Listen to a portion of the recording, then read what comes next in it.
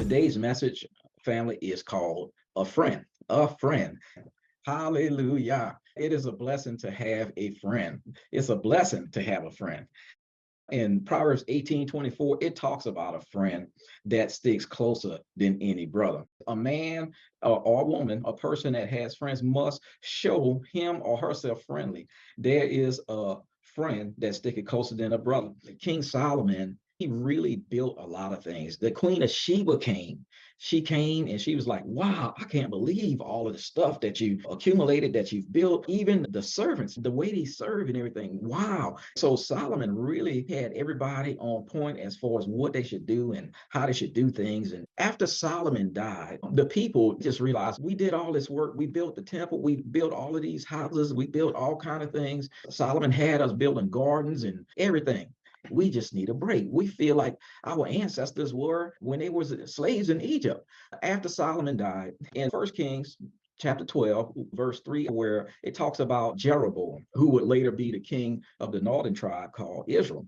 And sometimes they call the northern tribe Ephraim. And they got Rehoboam, who was king now over Israel and Judah. And it says in First Kings 12 that they sent and called him, and Jeroboam and all the congregation of Israel came and spake unto Rehoboam, saying, your father made our yoke grievous. Your daddy worked us to death, Rehoboam. Now, therefore, make you the grievous service of your father, and his heavy yoke, which he put upon us lighter, and we will serve you. They was like, look, please don't work us hard like your daddy Solomon was working us. And because we are tired of building stuff. We're tired of just doing gardens, building buildings, doing stuff to embellish the temple, making roads and everything. Your dad really put us to work and we just need a break. So they asked Rehoboam, give us a break. Highlight at the end, and we will serve you.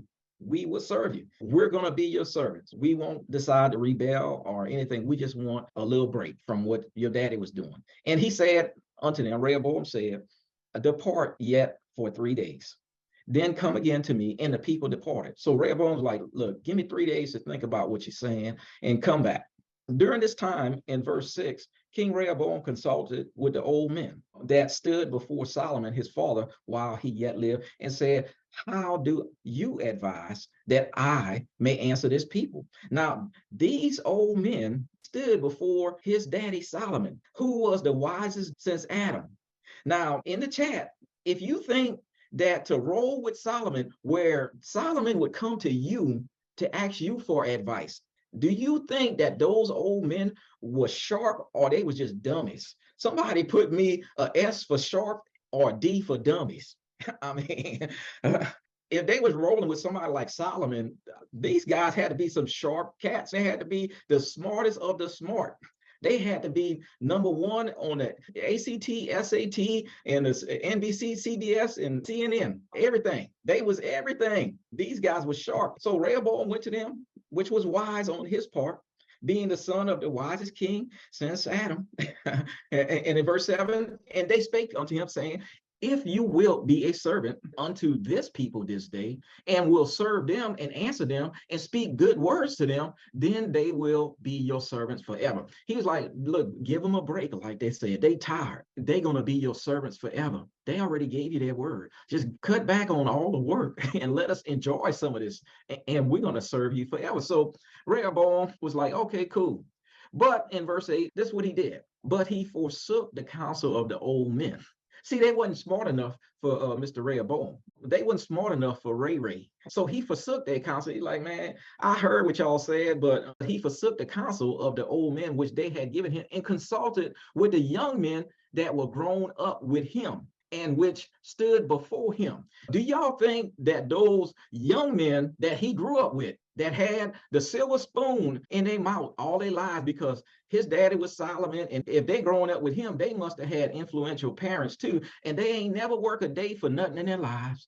They never did nothing significant other than to live off the good graces that their parents set up for them. But here it is, he went to them young men. Do y'all think that those young men were smarter than those old men. I'm sure that they seen some things growing up in their lives. I mean, they probably had some super wisdom and all that. Rehoboam decided to go to them instead of those old guys who had been living probably twice as long and had seen stuff all of their lives, and probably seen those young guys being born and had knowledge and stuff that whole time. I mean, they wasn't just slackers like that.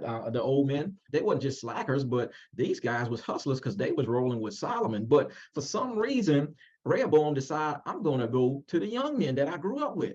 In verse 9, he said unto them, what counsel give you that we may answer this people who have spoken to me, saying, make the yoke which your father did put upon us lighter? Rehoboam's like, these people say, make the yoke lighter. What do y'all think? In verse 10, the young men that were grown up with him spake unto him, saying, thus shall you speak unto this people that spake unto you, saying, your father made our yoke heavy, but you make it lighter unto us. Thus shall you say unto them, my little finger shall be thicker than my father's loins. Look, my little finger is going to be thicker than my father's waist. Now, whereas my father did laid you with a heavy yoke, I will add to your yoke. My father had chastised you with whips, but I will chastise you with scorpions. So the young man's advice to Rehoboam, the new king, just coming in, the people came to him. It's like, Rehoboam, please take it easy on us. Give us a break. Let us enjoy life. We just work too hard for your daddy. We just want to enjoy life like that a little bit. We're going to work still, but we just want to take it easy a little bit. Let's enjoy some of this opulence. But Rehoboam decides, I'm going to go to the old man. Then he goes to the young man who gives advice that was totally opposite. The old man said, yeah, give them that break. They've been working hard. We've seen it with our own eyes. We've seen these people busted their backsides trying to build everything that you take for granted. Give them a break, is what the old men say. But the young men's like, hey, you tell them that you bigger and badder than your daddy, and you think my daddy made you work? I'm going to put you to work even worse. So Rehoboam took the advice of a friend. The title of this message is a friend. He took the advice of his friends that it says in verse 10 that he grew up with, the young men he grew up with. So let's see how that's going to work out for Mr. Rehoboam. Anybody think that's going to work out good for him? Put a G in the chat. If you think it's not going to work out good for him, put an NG for not good. I think Rehoboam's friends setting him up. So in verse 12, Jeroboam and all the people came to Rehoboam the third day, as the king appointed, saying, come to me again the third day. Rehoboam told him, come to me the third day. And the king answered the people roughly. Wait a minute. The old wise men who his daddy used to consult told him to be nice to them. But the king answered the people roughly and forsook the old men's counsel that they gave him, and spake to them after the counsel of the young men, saying, my father made your yoke heavy, and I will add to your yoke. My father also chastised you with whips, but I will chastise you with scorpions. Rehoboam took the young men's advice. He took the advice of his friends over the wisest men in the kingdom. And in verse 15, wherefore the king hearkened not unto the people, for the cause was from Yahuwah, that he might perform his saying, which Yahuwah spoke by Ahijah the Shilonite unto Jeroboam, the son of Nebat. Basically saying that Jeroboam was going to be king over the northern tribes that he was going to break off. But in verse 16, so when all Israel saw that the king Rehoboam in all of his glory, sitting on his throne, with his young buddies next to him, just a snickering at what he just said to the people. When all Israel saw the king hearken not unto them, the people answered the king and said, what portion have we in David? Neither have we inheritance in the son of Jesse. To your tents, O Israel, now see to your own house, David. So Israel departed unto their tents. The people's like, okay, all right, you answer us that way. You take care of your own house. You cook your own food. You clean your own palace. You go ahead and wash and dry and hang your own clothes. We not working at all anymore. Instead of having somebody that would work a little bit and keep things going and be happy because they're not working as much, now he's got somebody, he's got a whole group of people, 10 tribes that's walking around disgruntled, and it's like, we on strike. We on strike. We not doing nothing you say no more. Thankfully, In verse 17, as for the children of Israel, which dwelt in the cities of Judah, Rehoboam reigned over them. Okay. Everybody stopped working for the king altogether. The kingdom was no longer a unified kingdom. Still today, Mr. Kai, the kingdom is divided. The kingdom is divided today. The two sticks are two sticks because of this event. And this event occurred because new King Rehoboam, the son of the wisest king named Solomon, decided that he was going to take the advice of a friend over the advice of the wise men who his daddy used to get good understanding and good leadership decisions. The two sticks are two sticks because of a friend, a friend. And that's the title of this message today. It was a friend. It was a friend. Now, we can go before King Rehoboam's time, and we have another story in the scriptures. And it's a true story because the scriptures are true. But there's another story. I'm going to take it from you for a little bit, if I can. So in 2 Samuel chapter 3, it talks about the lineage of David, his pedigree, his children after him, starting with verse 2 to verse 5. And you can go check it out yourself. But it names Amnon as his first son, Chelab as his second son. And if you look at my little arrow, it actually calls him Daniel in 1 Chronicles 3:1. But Absalom was the third son, as we could see. Adonijah was the fourth son. Shephatiah is the fifth son. And Ithream was the sixth son. Now, he also had a daughter who was the sister of Absalom named Tamar. And Tamar is mentioned right here in 1 Chronicles 3:9. David had, it's hard to determine, but he had about 20 something children. The ones in pink here is the wives or the mothers of his children. And we see that Ahinoam, the Jezreelite, is the mother of Amnon, but we see that Absalom's mother name was Maacah, the daughter of Talmi, king of Geshur. And Maacah was the mother of Absalom and of the daughter named Tamar or Tamar. But we see King David had several other sons, and it's a long string of them. And I mean, King David's lineage goes and goes and goes and goes and goes. We don't have time to show all his lineage. Let's go. You can have it back. We know the story how King David slept with this woman named Bathsheba, who was the wife of Uriah the Hittite. Later, he had Uriah murdered, and he took Bathsheba as his own wife. Their first child died. Ended up, the second child was King Solomon, Rehoboam's daddy.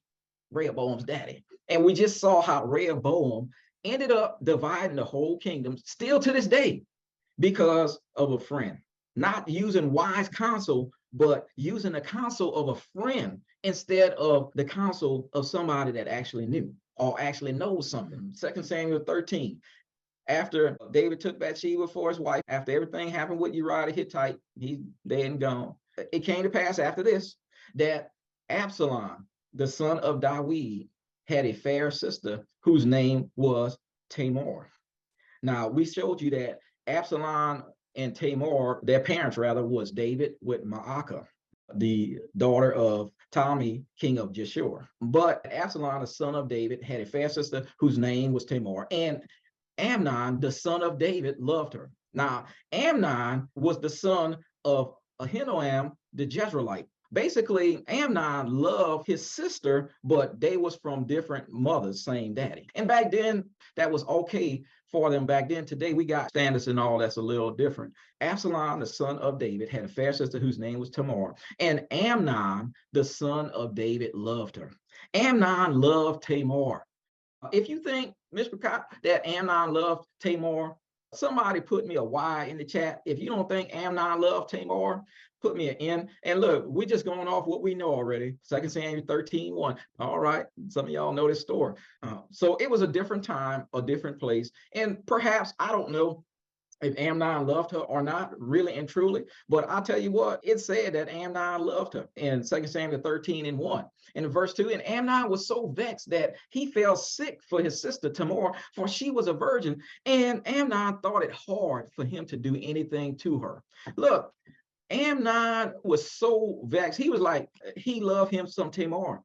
Every thought of every day was like, man, I wonder what Tamar's doing today. I wonder, what did she eat for breakfast? I wonder. I saw Tamar smile the other day. Man, that made my day. Amnon was sick for Tamar. He couldn't eat He couldn't sleep, just think about Tamar all the time. He thought it hard to do anything towards her, it tells us. He thought it hard for him to do anything to her, the scripture says. But he was just like, he wanted to see Tamar smile. He wanted Tamar to recognize him in some kind of way. But in verse 3, where I took the title of this message from, but Amnon had a friend. A friend. Now, I'm not in the room with you, but if somebody is, look at them and say, a friend. A friend. If somebody in the room with you, Miss Ricard, tell them a friend.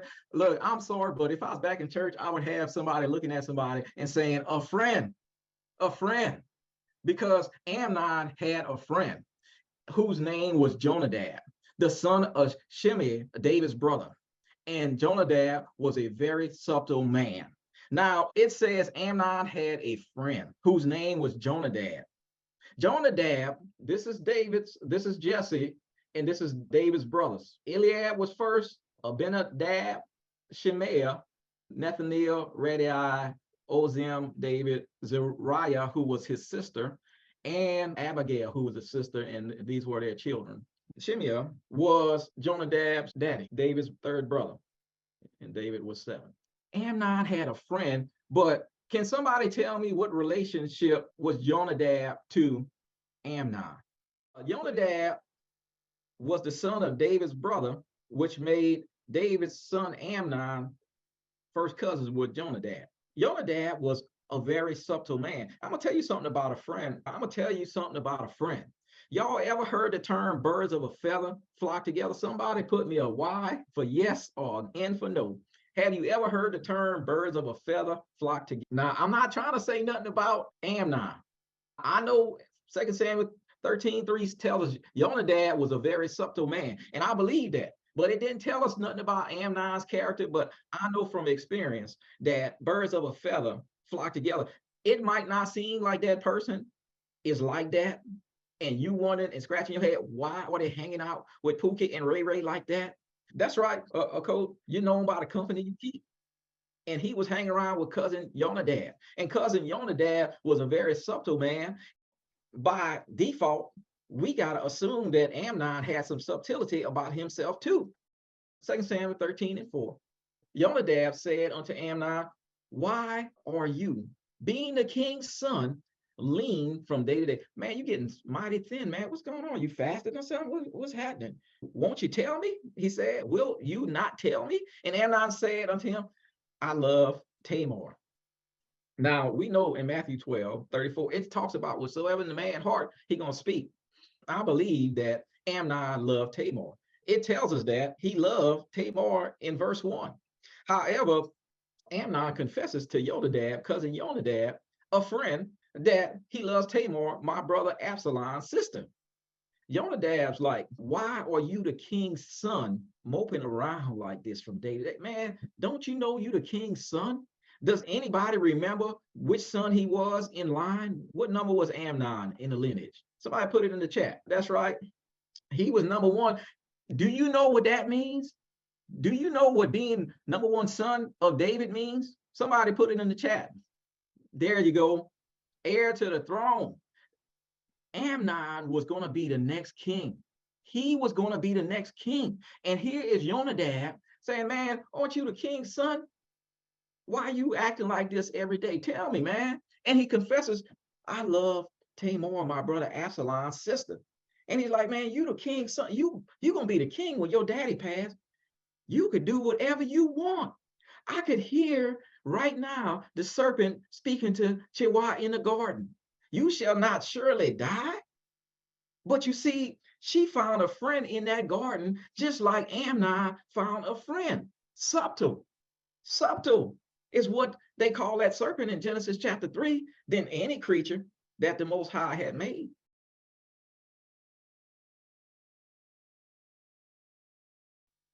And so in verse 5, Jonadab said unto him, lay you down on your bed and make yourself sick. In other words, play like you're sick, dude. And when your father come to see you, say unto him, I pray thee, let my sister Tamar come and give me food and dress the food in my sight, that I may see it and eat it at her hand. He was like, man, act like you sick. And when your daddy come, David come, Say, look, let Tamar come fix me some food in my sight, and so I could eat it. Jonadab's advice wasn't like, hey, why don't you just ask your daddy if it's okay if you marry Tamar? Because that wasn't something that was forbidden back then. But Jonadab's advice was like, look, this is how you could work this. This is how you could work this, man. I got it. I got it. Play like you sick. And when your daddy come, play on his sympathy for you and say, look, let Tamar come, because you're supposed to be the next king. You see, you're supposed to be the next king, man. And so that sick fantasy played around in Amnon's head day after day. He's like, man, no, Dad, I can't do that, man. But day after day, that sick fantasy got to work on. It's like, man, and she could come. And when she here, man, it's like, man, she'd be here up in my place. Yeah, do what you will, huh, Aki? And that sick fantasy kept playing around and playing around. He finally worked up enough nerve to put that plan in action. In verse 6, so Amnon lay down. Amnon decided to lay down and made himself sick. And when the king was come to see him, Amnon said to the king, I pray thee, let Tamar, my sister, come and make me a couple of cakes in my sight, that I may eat it at her hand. Then David sent home to Tamar, saying, go now to your brother Amnon's house and dress him some food, make him some food. So Tamar, being the sweet, innocent young daughter of David, she decides, okay, I'm going to do what my daddy say, because my daddy told me go do something good for my brother. So Tamar went down to her brother Amnon's house as he was laid down, and she took the flour and kneaded it and made some pancakes, some cakes in his sight, and did bake the cakes. And she took a pan and poured them out before him, pancakes, pancakes, but he refused to eat. Now, you mean to tell me Tamar to come all this way? She didn't cook all this food, all these pancakes, syrup, all this stuff, and he refusing to eat? And Amnon said, have out all men from me. And they went out, every man from him. He put everybody out when the food was done. Verse 10, and Amnon said to Tamar, bring me the food into my chamber, that I may eat of your hand. And Tamar took the cakes which she had made and brought them into the chamber to Amnon, her brother. Amnon should have never asked his sister to come up in his bedroom like that. But his sister, thinking nothing but good of people, just thinking, hey, man, I'm doing a good thing for my brother here. He put everybody out, asked Tamar to bring him the breakfast in the bed. And in verse 11, and when she had brought them unto him to eat, he took hold of her and said to her, come lie with me, my sister. It's finally out. It's out of his heart and come through his mouth. Matthew 12:34, whatsoever in a man's heart that he gonna speak, and it finally come out. It was not that he loved her, but he was lusting this whole time after Tamar. Amnon requested Tamar come and get up in the bed with him. And this is what Tamar said, verse 12. She answered and said, nay, my brother. No, my brother. My brother. You my brother. Tamar was pleading with Amnon. She said no first. Then she said, don't force me. Then she said, you ought not do this kind of thing in Israel. And that this was foolishness. This was wickedness. Amnon, verse 13, and I, what about me? Whither shall I cause my shame to go? Where am I going to go to hide my shame?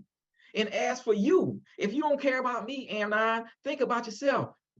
As for you, you shall be as one of the fools in Israel.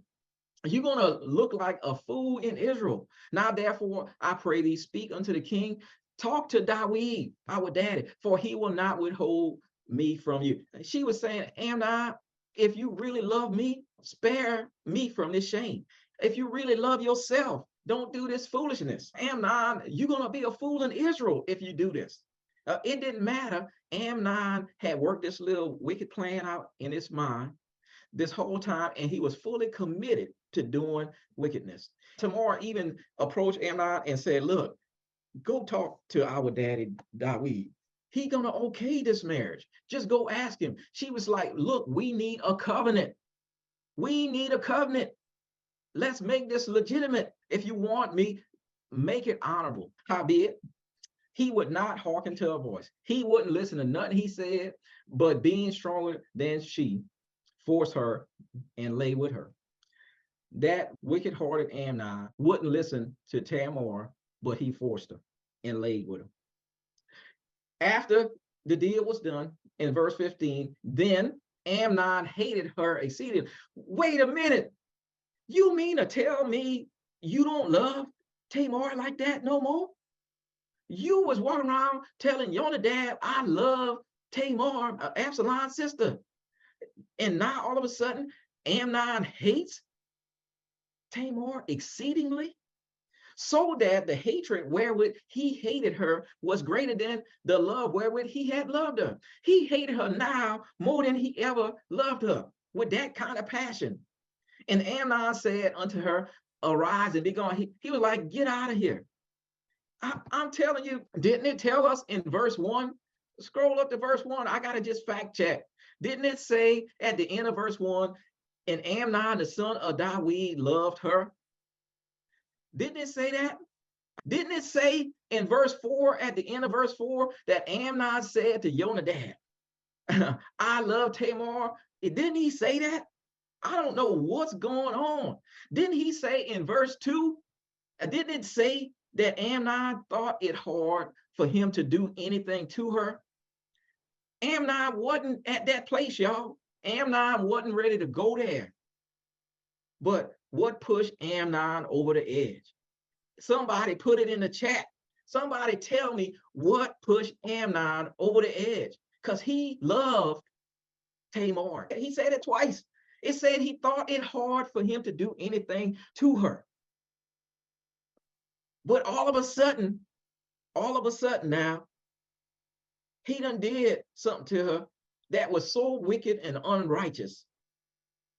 What pushed Amnon, or what made his thoughts go to, I can do that. I can do this. I'm the king, so I'm going to be the next king. I can do this foolishness and get away with it.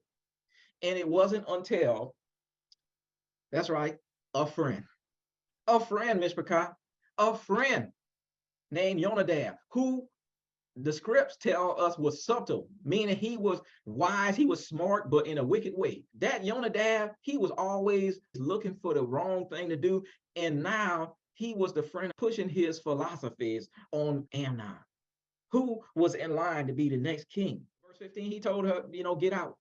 And in verse 16, and she said unto him, there is no cause. This evil in sending me away is greater than the other that you did unto me. She's like, by sending me away and rejecting me now is more evil than what you just did to me. But Amnon would not hearken to it. He didn't want to hear it. Amnon, don't send me away like this. This is not right. This is what Amnon decided to do. Verse 17. Then he called his servant that ministered to him and said, now put this woman, highlight this woman, not this beautiful Tamar that I love, and not this beautiful Tamar that I think about all the time, but this woman, put this woman out from me, and bolted the door after her. Look, he put out and they locked the door. And she had a garment of diverse colors upon her, for with such robes were the king's daughters that were virgins apparel. Then his servant brought her out and bolted the door after her. And Tamar put ashes on her head, and she tore her garment of diverse colors that was on her, and laid her hand on her head and went crying. Tamar had the special garment that all the virgin daughters of the king wore. Everybody knew that they was the virgin daughters of the king. They could walk around the whole town and be like, hey, that's one of David's daughters. She took that garment and she tore it. She put ash on her head. She threw her hands on her head and she went around crying. All of this because Amnon had a friend. A friend. A friend. Tamar, unfortunately, Mishpachah, was inconsolable. Inconsolable. And as a result, in verse 20, in Absalom, her brother, her blood brother, same mama, same daddy, Maacah and Dawid. Absalom, her brother, said unto her, had Amnon, your brother, been with you? But hold now your peace, my sister. He is your brother. Regard not this thing. So Tamar remained desolate in her brother Absalom's house. Look, Tamar remained in Absalom's house desolate. But in verse 21, when King David heard all these things, he was very wroth. King David was angry. King David couldn't believe, he was upset, y'all. But what did King David do? Absolutely, positively nothing. And why he didn't do nothing? Because this whole thread had a little background of how he dealt with Bathsheba and Uriah the Hittite, just taking what he wanted. So he took Bathsheba from Uriah the Hittite. So Amnon just took his sister. Chip off the old block, like father, like son. Like, hey, I'm be king, do whatever I want. Deuteronomy 22 and 28. You know what David could have said? David could have gone to that boy and grab him by the shirt and jack him up against the wall and say, Deuteronomy 22:28 says, if a man find a damsel that is a virgin, which is not betrothed, and lay hold on her and lie with her, and they be found, then the man that lay with her shall give unto the damsel's father 50 shekels of silver, and she shall be his wife, because he had humbled her. He may not put her away all his days. David could have grabbed Amnon by the shirt, pushed him up against the wall, and said, Deuteronomy 22, 28, 29. Give me 50 shekels right now, and you're going to marry that girl because you humbled her. But David didn't take Torah to him. David didn't take Torah to him, unfortunately. And that's why Tamar said to Amnon in verse 16, this evil in sending me away is greater than the other that you did to me. She's like, by sending me away, rejecting me, instead of marrying me, is more evil, because now she cannot marry nobody. She cannot marry nobody the rest of her life until Amnon dies. Amnon could have married her. He didn't do it. David didn't push it on him. As a result, 2 Samuel 13:22, Absalom spake unto his brother Amnon, neither good nor bad. But Absalom hated Amnon. Absalom hated Amnon. Now, if I was in church, I'd be telling people, somebody tell your neighbor Absalom hated Amnon, because he had forced his sister Tamar. Absalom was Tamar's brother, and he hated Amnon. Absalom hated him, and he was just waiting for a day to show openly his hate. Verse 23, it says, it came to pass after 2 full years, that Absalom had sheep shearers at Baal Hazor, which is beside Ephraim, and Absalom invited all the king's sons. Now, I want you to take note that 2 full years later, verse 22 tells us that Absalom spake unto his brother Amnon, neither good nor bad, because he hated him. He just kept it. He just like, I'm not going to act like I hate him in public. But for 2 full years, he was putting on that facade, on that face, like, hey, Amnon, you doing all right today? All right. See you around. 2 full years of play acting like, I don't have nothing against you, dude. But inside, we know, according to verse 22, he hated Amnon's guts. It don't say guts in verse 22. I just, I added that for effect. He hated that dude's guts. And so 2 full years later, according to verse 23, Absalom had sheep shearers in Baal Hazor, which is beside Ephraim, and Absalom invited all the king's sons. 2 full years after David didn't tell Amnon nothing for what he did. 2 full years of just hating on Amnon, trying to figure out a way how I'm going to get that rascal back. 2 full years of waiting on justice for his sister Tamar. And he decides to throw a sheep shearing party and invite all the king's sons. And in verse 24, he even invite David and say, let the king, I beseech thee, and the servants go with your servant. He's like, come on, David, come on with us. Come on with us. I don't know, Absalom, he had some deviant in him too, because he wanted his daddy there to see him kill his brother. I'll tell you, man, I'll tell you. In verse 25, and the king said to Absalom, nah, I'm not going with y'all, my son. Let us not all now go, lest we be chargeable unto you. And he pressed him. He's like, come on, dad. Howbeit, David, would not go, but blessed him. He's like, look, y'all have a good time. In verse 26, then Said Absalom, if not, I pray thee, let my brother Amnon go with us. Uh-oh. He's like, look, you gonna let Amnon go with us? And the king said to him, why should he go? Why you want him to go? But Absalom pressed him that he let Amnon and all the king's sons go with him. And verse 28, now Absalom had commanded his servants, saying, mark ye now when Amnon's heart be merry with wine. And when I say to you, smite Amnon, then kill him. Fear not, have not I commanded. Be courageous and be valiant. And the servants of Absalom did unto Amnon as Absalom commanded. Then all the king's sons arose. Every man gat him up upon his mule and fled. So all David's sons got upon their mule and they took off. They took off after they watched their brother Amnon, the one who was in the line to be king next, get murdered. They all got on their donkeys and they took off. Now, the news comes towards David in verse 30, and it came to pass while they were in the way, the tidings came to David, saying, Absalom has slain all the king's sons, and there's not one of them left. Then the king arose and tore his garment. He ripped his garment. He's like, oh man, I don't have no heir to the throne. And King David lay on the earth, and all his servants stood by with their clothes rent. Now, I don't know about y'all, Mr. Cobb, but I didn't read nothing about David tearing his garments and laying on the ground when Tamar got taken by her brother. I mean, I don't recall that. I got to go back and look for that. I don't remember seeing anything about David tearing his garments and laying on the earth. But the news got to David that all his sons, we got to go back a little bit. Do y'all remember who was the one who gave advice to Amnon? Scroll up to verse 3 and let's look at that real quick. But Amnon had a friend named Jonadab, whose name was Jonadab. And here it is, scroll back down in 2 Samuel 13:32. All of a sudden, Amnon's friend, he pops up. And it says, and Jonadab, the son of Shemaiah, David's brothers, answered and said, let not my master suppose that they have slain or killed all the young men of the king's sons, for Amnon only is dead.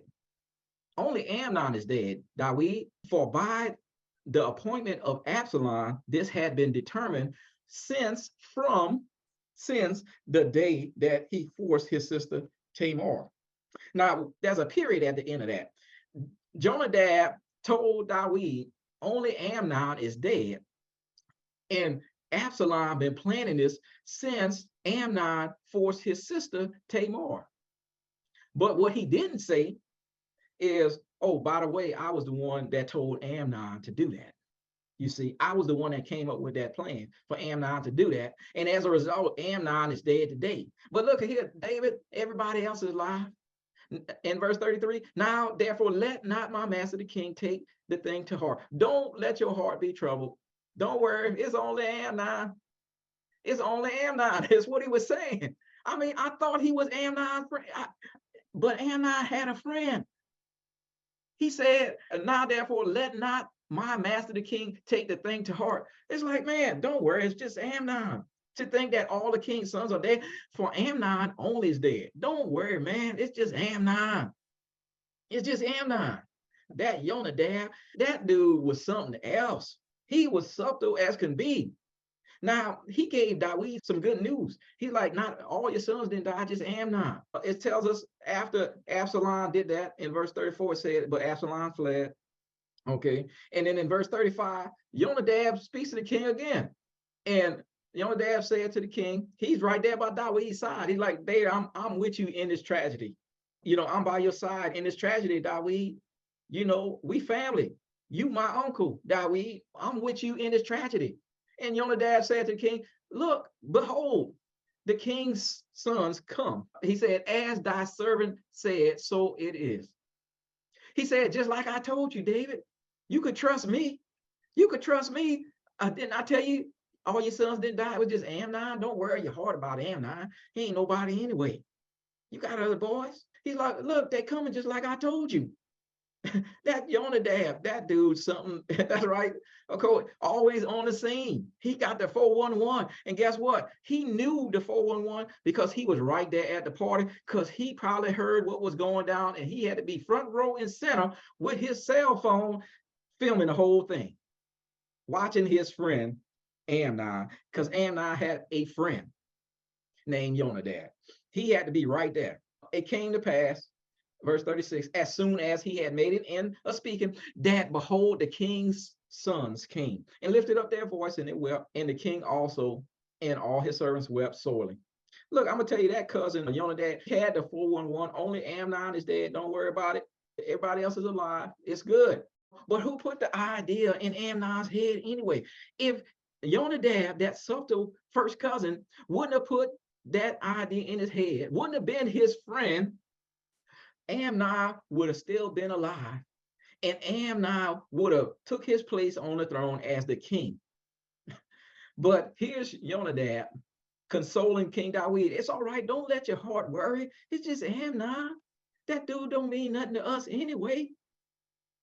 Amnon had some kind of friend. You know, David must have loved Jonadab that day. Be like, man, you brought me some good news. You all right. You was right. All my boys here except for Amnon. A true friend wouldn't have had some evil concoction in his mind, giving that to Amnon, who was weak-minded, and say, why don't you just go ahead and tell her, come cook you something, and then force her. A good true friend would have took them to the book and would have said, hey, why don't you pray, man? He would have came up with a solution like, man, you know you're the king's son, ask your daddy to marry her. A true friend would have had something righteous to advise. But when birds of a feather flock together and the birds are unrighteous, they come up with evil and wicked things. And here was Jonadab right there on the spot, trying to be David's friend. Isn't that wonderful? Trying to influence David. Look, you could trust me. Didn't I tell you not all of your boys was dead, just Amnon? I could hear him slithering in David's ear right now. When someone who you think is a friend advises you, you need to check them against the book. Anybody know what Amnon means in Hebrew? His name means faithful. And what made Amnon not so faithful is a friend. The friends that he chose. The friends that we choose can cause us to lose faith. To lose faith. The friends that we choose can cause us to be like Amnon, to go and do something wicked that wasn't in our heart from day one. The friends we choose can take us down the wrong road. So I asked the question today, with the title being a friend. Who are you following? Who is your loyalty to? Is your loyalty to somebody who you call a friend because that's who you hang out with? Y'all get along good and we've been together for so long. I'm going to tell you, friend or not, truth is truth, right is right, and wrong is wrong. It's going to be a rough day, the day that you find out that you done hooked up with the wrong clique, with the wrong kind of people, with the people with the wrong kind of motives in this walk. I'm not talking about Christianity. I'm talking about in this Hebrew and Israelite walk. I'm giving you a warning. I'm blowing the shofar. Where the shofar at? Let me see. I'm blowing the shofar. I'm blowing the shofar to be careful who you following these days. I'm blowing the shofar to let you know, don't get hooked up with the wrong people, Mr. Kyle. You don't want to follow people just because they on YouTube or Skype or whatever, Zoom or what have you. You don't want to follow them because they wrote books and they selling merchandise and all of that. You don't want to follow them. Man, he chopped up so-and-so. I mean, the book tells us debating is wrong. But you got the Hebrews out there, they hadn't read that part yet. Go and search for debate. There's Hebrews out there, they making videos trying to expose one another. I'm debate such and such and so debate about this. And man, who do you want to hang with? Who do you want as your friend? Everybody's trying to be the king of the mountain. Man, if I take Netanyahu down, I'm gonna be the king of the mountain. Everybody who was following him gonna follow me now. If I could prove him wrong just one time, walking around just vexing everybody who ain't bloodline Hebrew, trying to make them believe a lie that you can't come in the kingdom. Mr. Kyle, watch who you following. Study to show ourselves approved, 2 Timothy 2:15. But Proverbs 15:28 tells us that when we don't study, we spout out foolishness. Acts 17:21. You know, they got a lot of Hebrews today, a lot of Israelites today. This their mindset. They just like the Athenians, just like the Athenians.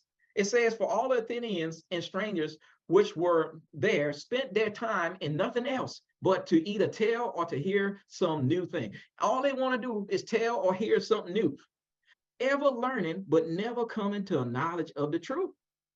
All they want to do is, man, I never heard that before. Oh, wow. And now I'm big chested and feeling great. Man, I told them something they ain't never heard before. And the remnant the whole time is out there trying to seek for the way, the truth, and the life. Not trying to look for a friend who they could buddy up with, who have the same mindset they have, trying to figure out what's the real land. Is it here in America, Africa, South America? I'm gonna tell you, one day we're gonna wake up and realize how foolish the things we chase is. Always want to hear some new thing when Solomon told us in Ecclesiastes, there ain't nothing new under the sun. Everything that was is again. Nothing new under the sun. The warning is this: Deuteronomy 13, if there arise among you a prophet or a dreamer of dreams, and give you a sign or a wonder, the sign or wonder comes to pass. Wherefore he spake unto thee, saying, let us go after other deities. Let's go chase where the promised land is and not worry about how to actually get in the promised land. Throw me 100 in the chat if you ever heard in Revelation chapter 21 that there is a new heaven and a new earth coming. Well, guess what? Guess what's going to happen to this heaven and this earth? You could go to your promised land, and I hope that work out for you. But I'm trying to get to the new heaven and the new earth. I'm trying to get to the new, not to the old one. If that prophet show you a sign, say, let's go after other deities, because that thing chasing after the promised land, books that ain't rooted and grounded in the true word, all of those things is another deity. Saying, let us go after another gods, which you have not known, and let us serve. Let me tell you my testimony a little bit. When I was in second grade, I'm turning it like this, the Most High introduced the book into my life. And for some strange reason, me as a Catholic, I started reading that thing. I don't know how many years then passed. I'm still reading this book, and I don't understand it the way I think I should. I've told him, man, sometimes I open this book, I feel like I'm starting from day one. I'm starting from the beginning. I'm like, I don't even understand the things I thought I understood. That's how deep that book is. But there's some people think they could wake up and like in a year or 2 or 3 years, they can jump from King James to reading pseudepigrapha and reading every little thing up under the sun. Keep the main thing the main thing if you really want to be rooted and grounded. Because if there's a prophet or a dreamer of dreams that come and show you a sign and try to get you to leave what thus said the Most High Yah, don't do it. It's only going to lead off of the straight and narrow path. But in verse 4, it says, you shall walk after Yahuwah, your Elohim, and fear him, and keep his commandments, and obey his voice, and you shall serve him and cleave unto him. I have read many of the extra books. I have learned some things from it that I find valuable, and some things that I find just ridiculous, to be honest with you. But I have learned to keep the main thing the main thing. You have to walk after Yahuwah, your Elohim, and fear him, keep his command, obey his voice. And I'm going to read that book that is doing that. I'm going to stick with the people who is doing that in these days. And I'm going to cleave to the Most High Yah. Verse 6, if your brother, the son of your mother, or your son, or your daughter, or the wife of your bosom, man, he getting personal, or your friend, which is as your own soul, entice you secretly, saying, let's go and serve other deities, which you have not known, you nor your fathers. He said, namely, the deities of the people which are round about you, nigh unto you, or far off from you, from one end of the earth to the other end of the earth. Look, if somebody say, let's go serve their deities, if somebody say, let's worship our ancestors just like the Chinese do, let's go bow down to their pictures and ring a little bell and chant to our ancestors' name. I'm gonna tell you, ancestor worship is necromancy, and it is not something that the Most High Yah want his people doing. I respect all those who came before me, but there ain't no way I'm going to elevate them to the status of a deity. And if we following friends who following that kind of foolishness, I'm telling you, I'm blowing the horn on that too, because we don't need a friend. That's what this message is about. It's having a friend who gonna lead you in the wrong direction. Because for Mr. Amnon, whose name meant faithful, he lost all the faith that he had, and he ended up dying because of the choices he made through a friend. Luke 14:26. We just read that if your brother, your son, or your mother, your daughter, anybody in Deuteronomy 13:6 come at you, don't fall for it. Mashiach said it like this in Luke 14:26. If any man come to me and hate not his father and mother and wife and children and brethren and sisters, yeah, even his own life, he cannot, he can't, he ain't gonna be my disciple. You gotta put the Most High over everything. Everything. We can't have no little secret doctrines running here and there. We can't have no friends that we building with on the side, something outside of Torah, because that's getting off the straight and narrow path. So I'm telling you as a warning, because Matthew 24, verse 4, the first thing Mashiach told them when they asked him the question, what's going to happen at the end of the world? He told them, take heed that no man deceive you. Take heed that no man deceive you. We don't want to be like Amnon, who had a friend. We don't want to have somebody that we so loyal to that we can't receive the truth, that we can't see the plainness in the scriptures. I had pastors who I would have took a bullet for. I'm honest. I would have stepped in front of and took a bullet. And I look back at that now, it's like, that's how we ought to be towards our Mashiach.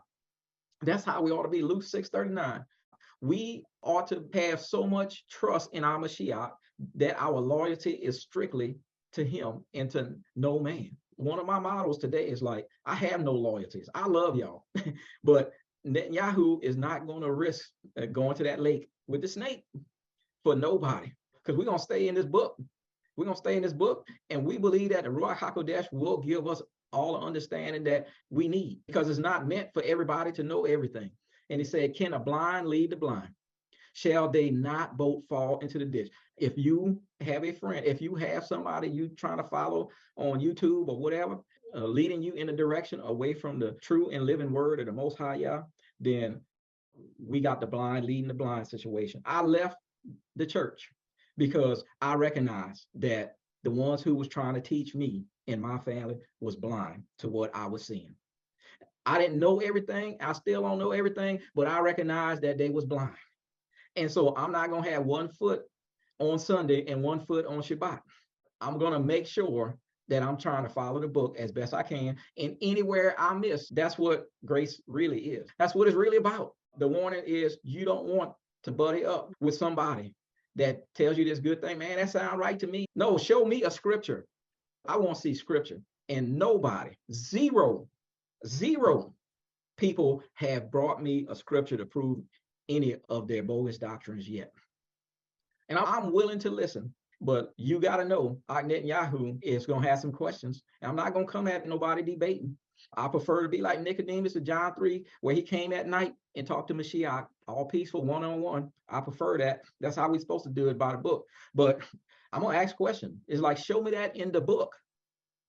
Show me that in the book, and show me that in context. We got so many folks don't know context. And it's because we're not putting the effort in the book that we should. I want friends that know what I'm talking about because they study the book just like I'm studying. I want some friends like that. I want some friends that when I need some advice, they're going to say, well, let's see what the books say. I want some friends when I need prayer that I could trust to pray and not to go out talking about my business. Oh, his big toe swole up, and the whole world be knowing about my big toe. I'm not going to tell you my problems if I think you're a gossiper. I'm going to tell my problem to somebody who's going to take it to prayer. That's how I operate. I'm just giving y'all some advice. If I know you're going to pray about my situation, I'm going to tell you my situation. But if I find out, man, my business is all over the road, you ain't never hearing nothing from Netanyahu again, because that trust has been lost. Time is coming to an end. And I want to warn you about the associations that we have, choosing your friends wisely. because birds of a feather do flock together. Poor Amnon chose the wrong friend, and his friend really wasn't his friend at the end, because when it all was said and done, he could have popped up and try and stop them from killing Amnon, but he didn't. As we said in Proverbs 18:24, if a man had friends, he must show himself friendly. Don't unfriendly. But if you don't have friends, you got to show yourself friendly. But there's a friend that stick it closer than any brother. And I'm going to tell you, that's the one I'm trying to get friends with. I'm trying to get friends with Mashiach Yahusha. I'm trying to know him each and every day.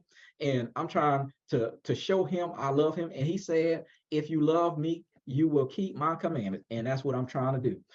Hey, I'm doing my best to do my best. And I encourage you in these last days to do your best too. This message was titled A Friend, a Friend. And it's basically a warning that Mashiach said in the end times, beware that no man deceive you. We got to be on our best P's and Q's. Serving the Most High cannot be your hobby. It's got to be the main thing if you're going to endure to the end and be saved, delivered. You have to make it the main thing. It has to be something that you treat just like the breath of life, where you got to do it every day. You can't take a break from it. The warning is, choose your friends wisely. Our loyalty should really just be to the Most High Yahweh. Toda Mishpachah for joining us today.